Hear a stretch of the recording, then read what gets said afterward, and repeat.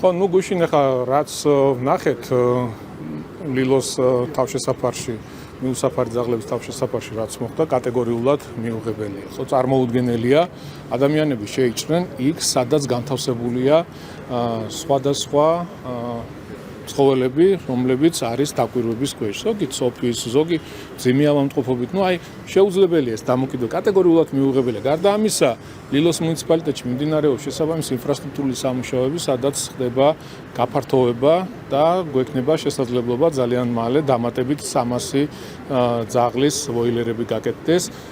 ამის გარდა გლდანის რაიონში მიმდინარეობს ახალი თავშესაფარის პროექტის განხორციელება, რომელიც 500 ძაღლზე არის გათვლილი და ეს ყველაფერი კეთდება იმისთვის, რომ ის გამოწვევები, რაც არსებული მიმართულებით, რაც აწუხებს საზოგადოებას, აწუხებს მოსახლეობას, ჩვენი მხრიდან იყოს მაქსიმალური ხელშეწყობა თანადგომა. მე გუშინ ვისაუბრე და დღესაც გავიმეორებ, რომ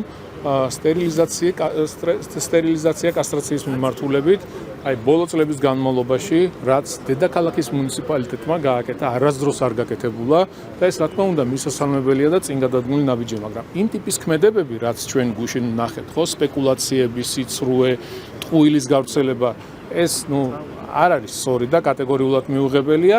ამ ტიპის ქმედებებით, ამ ტიპის განცხადებებით, გადადგმული ნაბიჯებით სიძულვილს იწვევენ საზოგადოებაში და ადამიანებში, თუნდაც ძაღლების მიმართ, მიუსაფარი ცხოველების მიმართ. არ შეიძლება ეს ამ ტიპის შიზოფრენიული დამოკიდებულება, რაც ჩვენ გუშინ იქ კონკრეტული ადამიანებისგან ვიხილეთ.